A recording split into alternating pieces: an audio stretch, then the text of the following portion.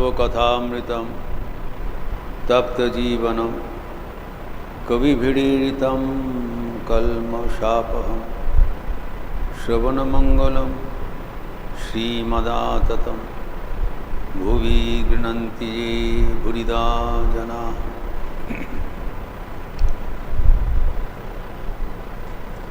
Let us resume our discussion on Sri Ramakrishna's spiritual discourses with his intimate devotees at the Dakshineshwar temple premises on 22nd February 1885. This was the public celebration as of today's terminology, but in those days the birthday celebration of Sri Ramakrishna on the Sunday following his actual birthday Tithi Puja. On this year, his birthday as per the almanac Panchang के अनुसार सोमवार 16 फरवरी था 1885. This being a weekday, Monday, the devotees were having difficulty to come to Dakshineshwar. So on the following Sunday, when they have a general holiday, Sri Ramakrishna again arranged the birthday celebration, and which is being continued even today at Belud Math.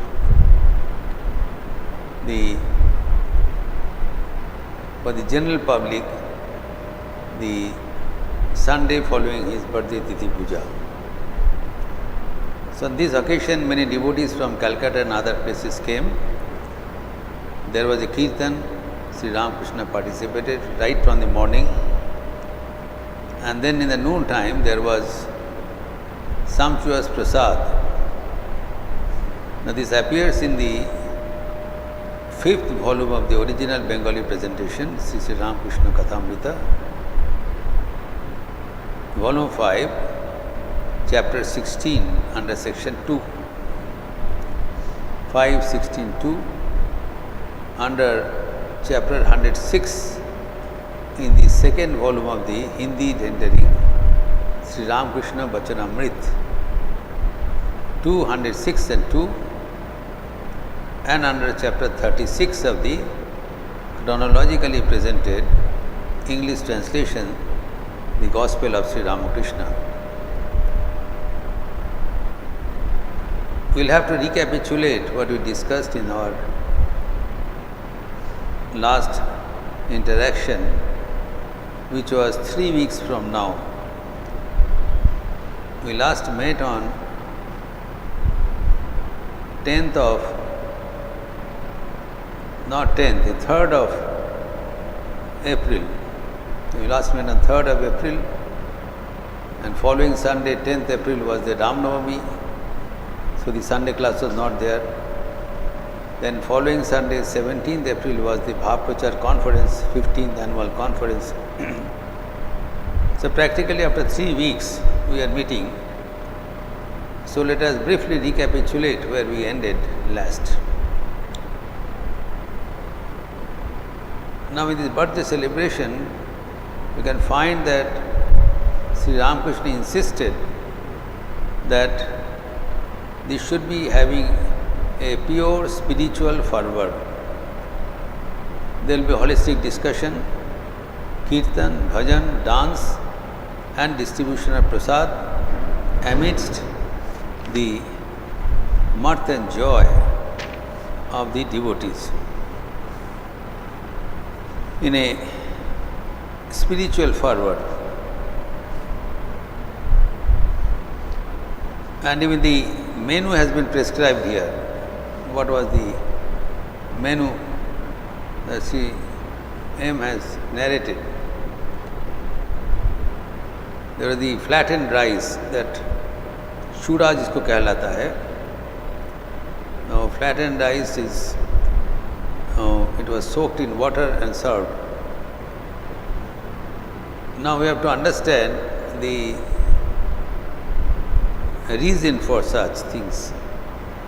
Because in those days there was a lot of caste system.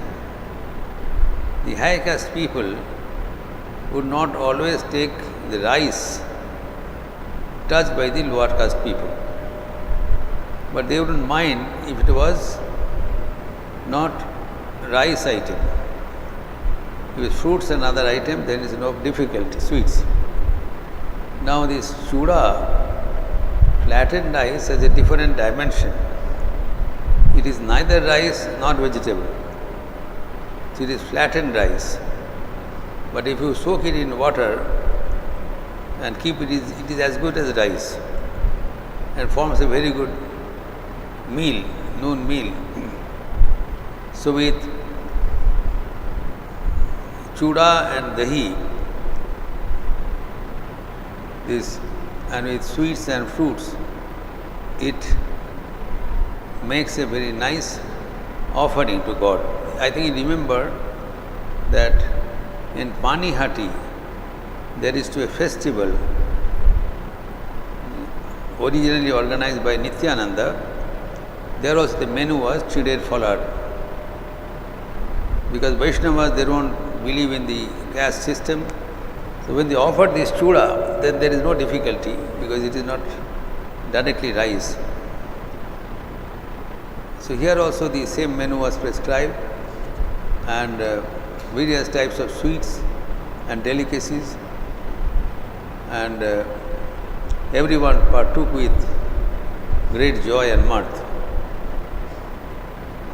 Now we have this aim has indicated that Thakur was so conscious about hospitality. This is to be marked. Being so immersed in ecstasy, etc., he was taking personal care and inquiry of the incoming devotees, whether they have been given a seat, a piece of betel root, betel leaf, इसको पान ले आओ, उसको बैठने के लिए आसन लगाओ, वो कहाँ गया बुलाओ.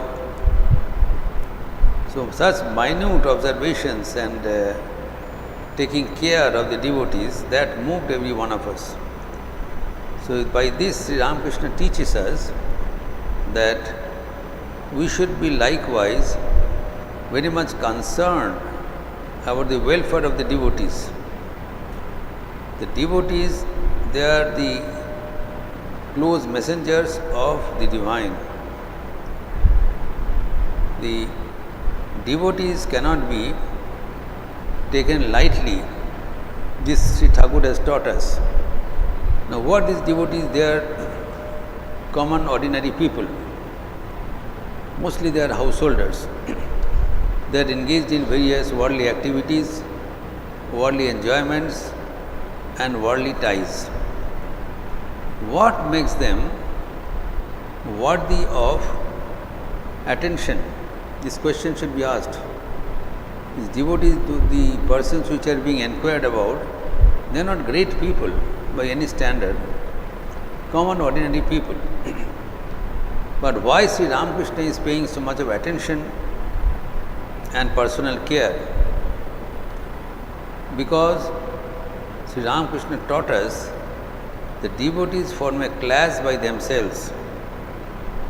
They are extraordinary because they are carrying the divine in their heart.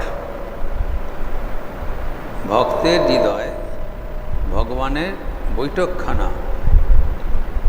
God resides in their heart.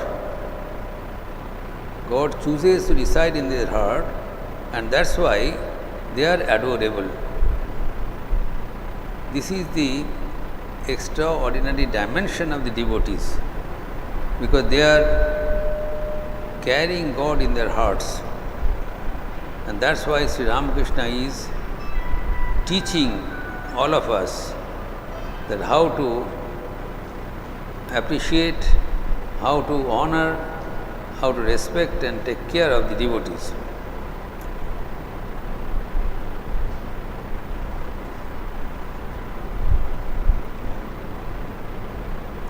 Now here there is a wonderful mention of this Hajra and Narendranath. Now you know that Pratap Chandra Hajra, the person who used to come from the village and stay in the Dakshineshwar temple premises right in front of Sri Ramakrishna and creating all sorts of negative thoughts and confusion. And the Sri Ramakrishna entertained this person, knowing fully well that he is creating confusion and misunderstanding. And especially his intimacy with Narendranath. Narendranath, later Swami Vivekananda, was the chief disciple of Sri Ramakrishna. And incidentally, he was great fond of Pratap Chandra Hajra for two reasons. One is, he was very outspoken, Pratap Chandra Hajra. Whatever you would think, he would say, without caring for anyone. And secondly, he was very much akin to reasoning. He was not a devotee in that sense of the term, but he was an intellectual. He was very much based, his talks were based on reasoning, appealing to reason, which appealed to Narendranath to become friendly with him. He would present his observations with logic. It's a clear intellectual understanding. That is a positive point. And negative point is this: he was not straightforward. He had something in his mind and something else he will say. In very plain and clear words, he was not honest. He is dishonest in thinking. He will pretend that he is a holy man, whereas he would have all sorts of desires hidden within him.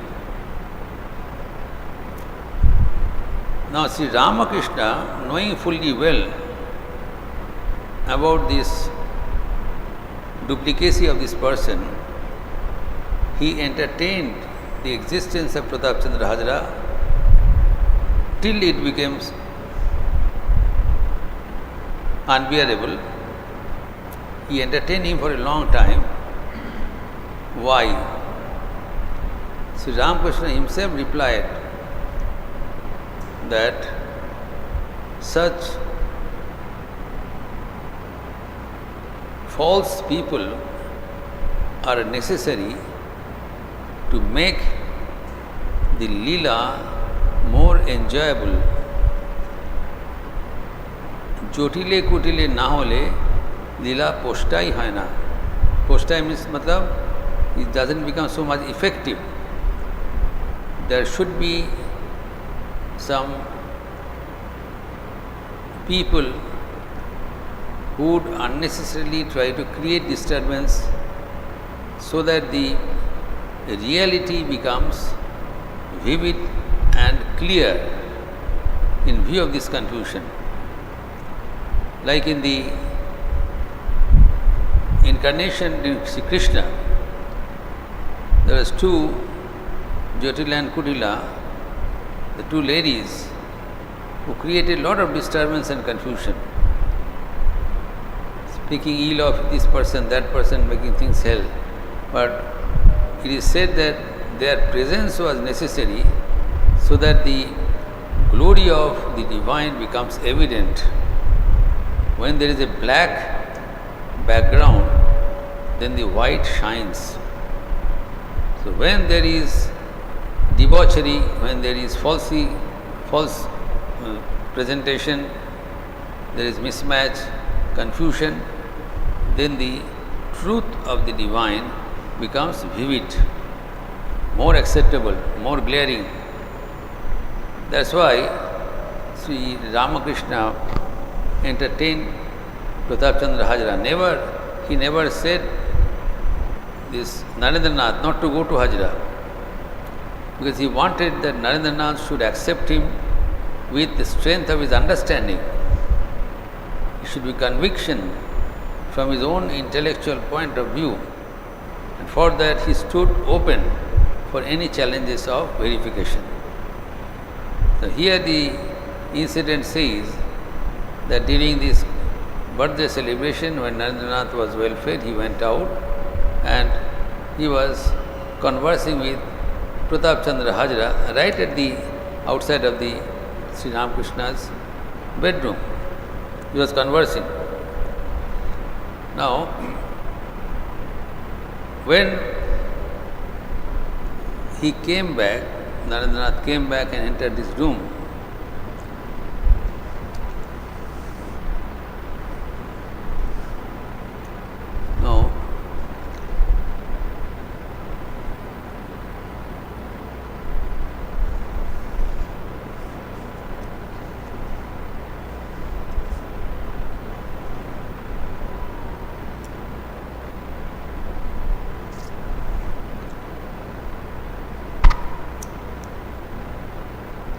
Now, he is asking that you went there and you were discussing with Hajra.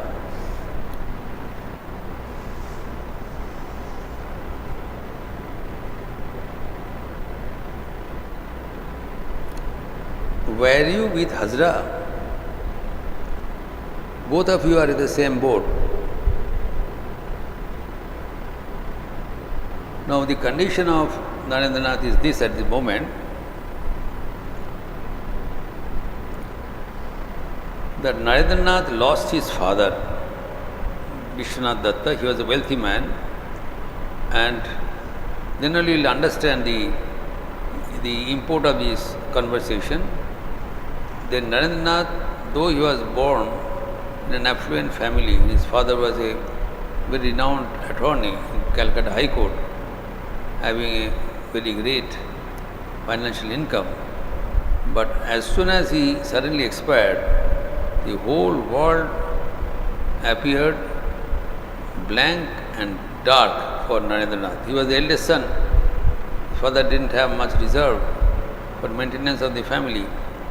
So it was on his shoulder to complete his studies, earn money and feed the members of the household, his little sisters and brothers and his mother. Now, to his dismay, in the meantime, his family members, those the survivors, they lodged a case against them in the court, trying to dislodge them from their ancestral home and acquisition of the entire building, just to throw them out. So he was very much upset. On the one hand, he has to maintain this family of his own family. On the other, he has to do his studies. And the third, he has to take care of the law cases and maintain his balance. So he was in a disturbed and distressed condition. And now he came and used to meet Mr. Hajra outside Sri Ramakrishna's bedroom. Now Pratap Chandra Hajra is also in a similar boat. He had a great financial requirement in his house. He is not able to meet the expenses, so someone told him to go to Calcutta. So he came here and sat in Dakshineshwar temple and posing as a holy man and trying to acquire some financial help from the devotees to meet his loan. He had a loan of 1,500 rupees at that time, which seems to be very high. Now Sri Ramakrishna is equating these two characters, and he says that you came and you were sitting with Pratap Chandra Hazra. So you have a similar condition, that's what he said here. Both of you are in the same boat. You know the saying about the two friends. You are away from your country and he is away from his beloved. He too, Hazra too, needs 1500 rupees. So the common proverb goes that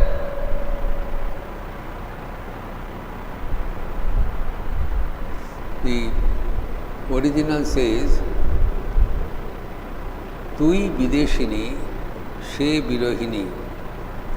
Two friends, one who has left hearth and home and come in a foreign land, Videshini, and another is Virohini because his beloved has left him. So both are away from their object of love. A very sarcastically Sri Ramakrishna says, both are away from their object of the subject of love, because he has come away from the station, and another is that the beloved is not approachable. So here, what is the object of love of both? Money. Both of them need money. Though they are feigning, Dhananjana did not come to Dakshineshwar for money. This is not a job center. He's come here for spirituality. Hazra also outwardly come here for gaining spirituality. But in reality, this is only a garb. Neither Hazra nor Narendranath is after good money. So this has to be remembered, that if we move like this, then we should be away, we should gradually become far away from our true goal. The first message Sri Ramakrishna gives, that you are coming and sitting there and sharing your grief, because both of you are in the same boat. Both require money. He has 1,500 loan. He has to repay. He is constantly thinking how to acquire money. Here he is not sitting there to acquire spiritual treasures. He has to pay back the loans. You are also now in a similar deep financial crisis. You also need money for your maintenance, yourself and your children, have your sisters and brothers, etc., and mother. That's what Sri Ramakrishna is telling, that both of you are on the same boat, and he was not making reference to Hazra, that what is his state of mind.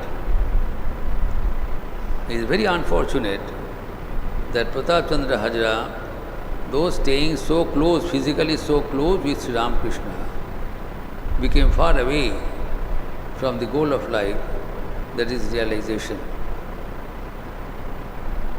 Now, here Sri Ramakrishna says that on the other hand, Pratap Chandra, this Hazra, he estimates himself as a great spiritual being. It's very peculiar.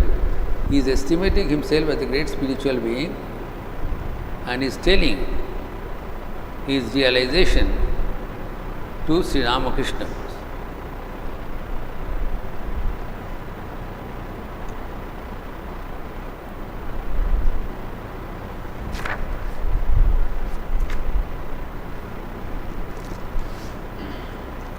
Hazra says, Narendra has acquired 100% sattva, though still there is in him a pink glow of rajas. But I have 110% 95% pure sattva. I have 125% and Narendra has 100%. The comparative study. Now Narendranath is a very, very highly elevated spiritual soul. Now Hajra is telling he is even superior to Narendranath. Now this is debauchery. This is hoodwinking people, cheating people of self-advertisement. Nobody has certified Hajra to a great spiritual being, but he himself is proclaiming, as Jesus says, beware of false prophets. Hajra here himself is proclaiming that I have more than 100% accuracy here.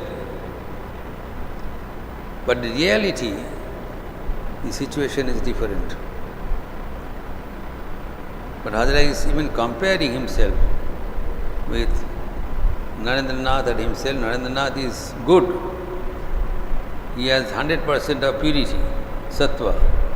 But even then there is a tinge of reddish rajogun, dynamism in him, whereas so far as Hajra is concerned, he is Sat Pratishat Shuddha. He is self-assessment. And Sri Ramakrishna was making a playful remark, a fun of such audacity.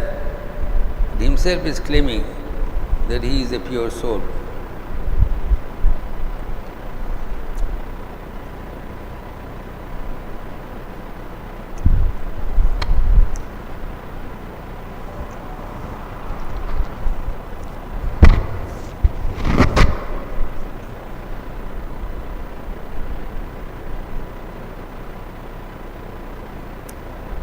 Now, I have already said that Hajra was very much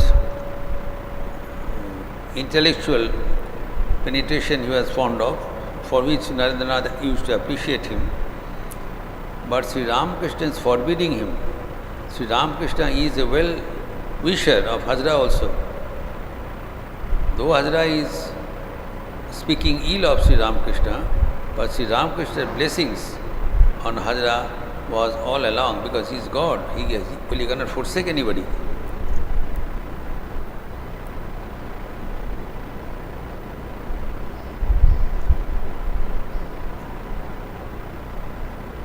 Sri Ramakrishna warns him that you are indulging in too much of reasoning, that's why you have become dry. Too much of reasoning makes one person dry. But Hajra, he denies and says that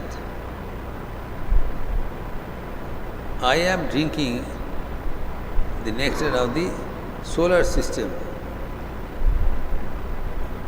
So that's why I appear to be so much dry. Ami Shauro Shudha Pan Kori. I get the nectar of the sun.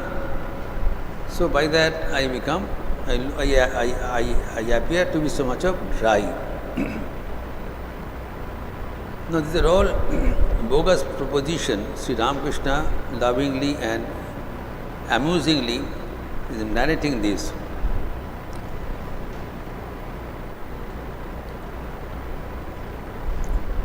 Now the main lesson, main teaching Sri Ramakrishna is giving,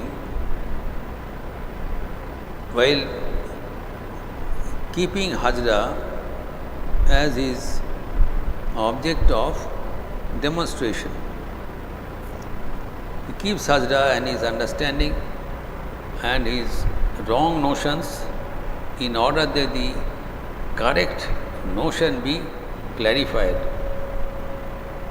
Hajra puts some thinking, philosophy and questions which are bogus. But Sri Ramakrishna takes all these questions and attitudes and gives his correction procedure which is to be followed.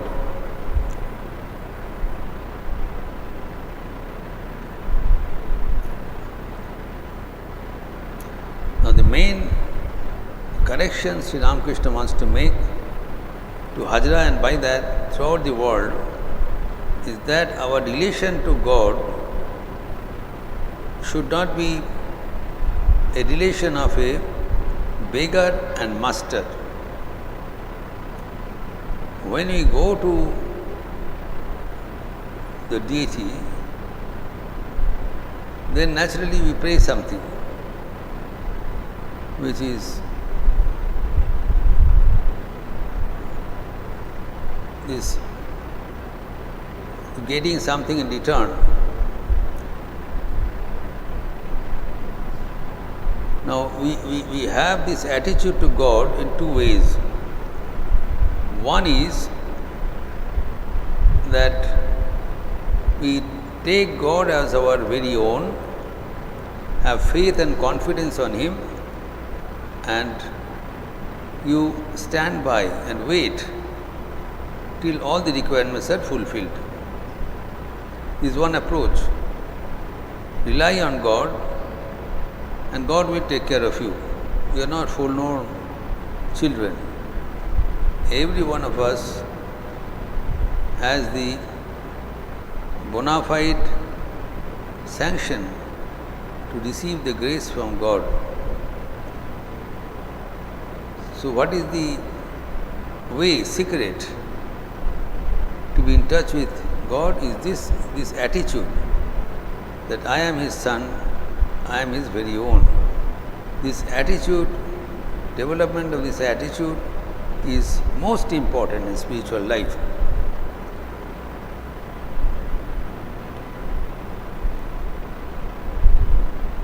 But Hajra and other people, second variety of people, they approach God for fulfillment of the mundane desire. We have the requirement of both that fulfillment of worldly desires and also the spiritual, our expectations. Now, incidentally, God with all His powers is capable of fulfilling all our worldly desires. God can give, He has the capacity, He is omniscient, omnipotent, omnipresent. And also, God is the spiritual source of spirituality, and He can fulfill our spiritual desires also. You have to carefully understand the persons like Hajra, they promote that when we call on God, we get both our requirements fulfilled simultaneously. Our worldly requirements are also fulfilled, and so also our spiritual quest is also fulfilled. So with this end in view, Hajra came to Dakshineshwar and feigning a very religious garb and marks, etc., and showing his sadhana to others so that his physical needs are also fulfilled. And he says that there is no harm if you pray to God for fulfillment of the physical wants. So Ramakrishna is specifically forbidding that we should never have such low attitude with God. This point has to be very clearly understood. He said that both of you are, the Narendranath and Hajra, same boat means both of you require money to pay off your debts, to maintain your family, etc. And obviously, instead of asking money from someone else, we prefer to ask from God. Because God is the ultimate repository of our all wealth. Mahalakshmi is His consort. So if He wants, He can fulfill the desires of our world, the requirements of our worldly life.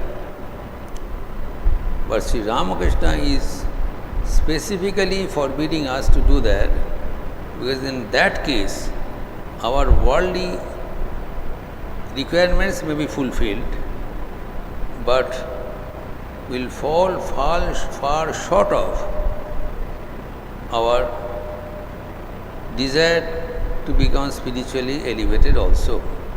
Because these two items are contradictory to each other. You cannot have both night and day. You have to choose. And we have to understand that we have an option to approach God. Either you go to Him as a beggar, or you go to Him as His own child. Our prayers will be answered in both the dimensions. If we ask anything mundane from God, because we are very own, God tries to fulfill whatever we want. But when we do not ask anything, then the God has to fulfill all our worldly desires also, because that is our birthright. That He has to do even without asking. And secondly, when you are not asking anything from Him, mundane, then He has to compensate by giving something spiritual. So when we approach God as a beggar, then we may get our prayers answered, but we will never be able to go near Him. We have made a distance. A beggar cannot be equated to a person. But if we do not ask anything, then God takes us in His own inner fold. That's why Swami Vivekananda says, the very important is minute differentiation. He says, ভিক্ষুকের কবে বলো সুখ, কৃপা পাত্র হয়ে কিবা ফল. This beggar can never be having peace of mind. And when he asks anything for mundane things, then we are indeed exploited. We are indeed a loser when you ask anything mundane. অনন্তে তুমি অধিকারী, প্রেম ও সিন্ধু নিজে হৃদয়ে বিদ্যমান, দাও আর ফিরে নাই চাও. This, you have got infinite treasures within you. You have got the ocean of love present within you.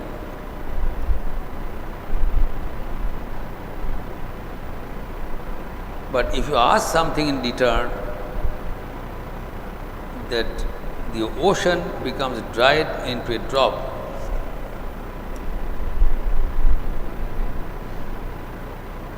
As soon as you ask something in return, that ocean dries up and becomes a drop.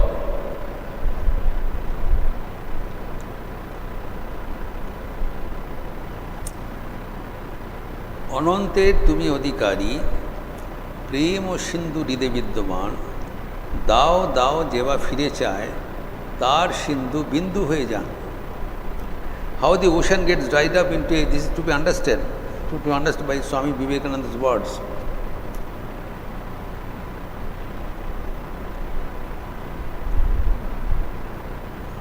First he says, ভিক্ষুকের কবে বলো সুখ, কৃপা পাত্র হয়ে কিবা ফল,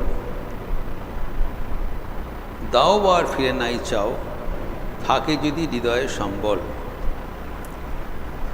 Now if you have your treasures, you give without any hope of reward. If you have, give. But if you prefer to become a beggar, know for certain that you will not get real happiness and peace. Why are you afraid to give? Because when you have the infinite treasures within you, but the moment you ask something in return, your infinite treasures becomes condensed to a drop. You become a beggar yourself.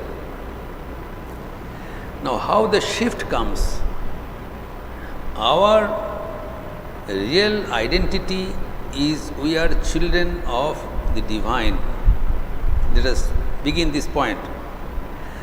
So, if we approach God with our hereditary right that we are His children, then we automatically inherit His entire treasure.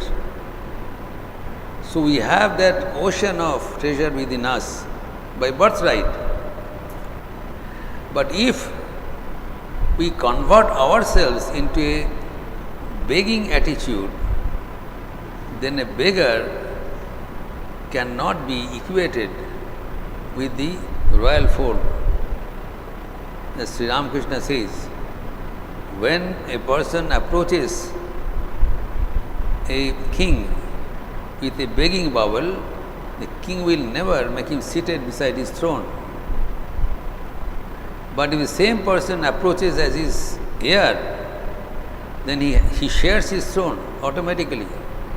So choice is ours. On the one hand, we can exercise our hereditary right and be close to God as our very own and automatically get all the divine treasures without asking. But we approach God with that attitude of getting some treasure, then we fail to become intimate with Him. That is the spiritual tragedy we are having. People like Hajra, they are trying to approach God for fulfillment of their mundane desires, and by that they are creating their distance from God. भगवान से दूर हो जा रहे हैं। भगवान को कभी ऐश्वर्य के लिए ना उपासना करना है, ना भक्ति करना है। अगर धन के लिए, ऐश्वर्य के लिए भगवान के पास जाओगे, ज़रूर मिलेगा, लेकिन भक्ति कभी नहीं मिलेगा। Choice is ours. But if we do not want anything from God, then we get everything. God is, as it is told, that the goddess of wealth, Lakshmi, उनके दासी है. God, wherever God is there, Lakshmi will be with her. So God automatically will take care of us. We need not ask. So here, Hajra is of the opinion that we should call on God for devotion, and when we get Him, He automatically comes with His treasures, and our physical wants are also fulfilled. Now this is debauchery. We have within our heart, we are asking worldly, we are coming close to God for our worldly demands, and outwardly we are asking devotion. God is too clever to understand. He is not to be hoodwinked, and we should never make such spiritual blunder in our life. This is what Sri Ramakrishna is repeatedly telling, that this philosophy he has himself kept here, because that is the popular philosophy. It has to be straightened out.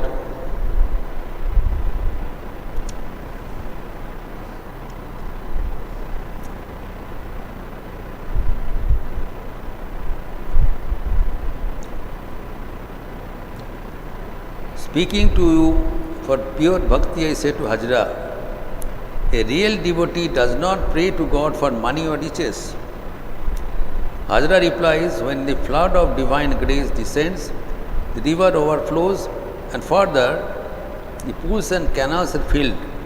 By the grace of God, one gets not only pure devotion but also 6 supernatural powers and money too. This is debauchery. This Hajra is saying that when you call on God for devotion, then devotion comes as another byproduct. Along with devotion, then money and other riches are also available. When you have an eye on the wealth of God, then the devotion of God is denied. Both do not come together. Devotion is such which is bereft of any other hankering within us. That's why Sri Ramakrishna used to say that do not become beggars, hanglami Krishna, do not ask anything from God. Then you will be lowering your image. You are God's very own. But if you prefer to convert yourself in a beggar, then your spiritual dimension is belittled. And Hajra used to teach such wrong lessons to Narendranath and other young disciples of Sri Ramakrishna, and Sri Ramakrishna is trying to correct Hajra so that this wrong teaching is stopped and they try to approach God with their real devotion, with their genuine, earnest prayers for fulfillment of their spiritual life.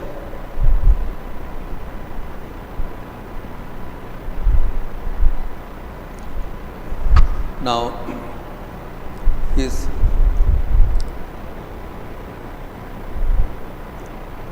Sri Ramakrishna is repeatedly telling us we should be aspiring to become pure devotees. When we retain that purity, then only that our spiritual goal of life becomes fulfilled and not otherwise. We will continue further in our next Sunday class. Niranjanam nityam ananta rupam bhaktanukampa drita vigraham vai Ishavataram parameshamidyam tam Ramakrishnam shirasa namama. Om Shanti Shanti Shanti Harihi Om Tat Sat Shri Ramakrishna Arpanamastu. Close now the chanting of the Lord.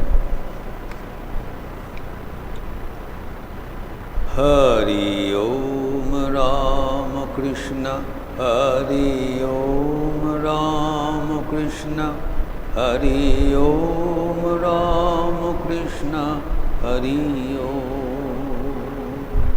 Hari Om Ramakrishna, Hari Om Ramakrishna, Hari Om Ramakrishna, Hari Om. Hari Om Ramakrishna, Hari Om Ramakrishna, Hari Om Ramakrishna, Hari Om. Hari Om Ramakrishna, Hari Om Ramakrishna, Hari Om Ramakrishna, Hari Om. Hari Om Ramakrishna, Hari Om Ramakrishna, Hari Om Ramakrishna, Hari Om. Hari Om Ramakrishna, Hari Om Ramakrishna, Hari Om Ramakrishna, Hari Om. Hari Om Ramakrishna, Hari Om Ramakrishna, Hari Om Ramakrishna, Hari Om. Hari Om Ramakrishna, Hari Om Ramakrishna Hari Om Ramakrishna Hari Om Hari Om Ramakrishna Hari Om Ramakrishna Hari Om Ramakrishna Hari Om Hari Om Ramakrishna Hari Om Ramakrishna Hari Om Ramakrishna Hari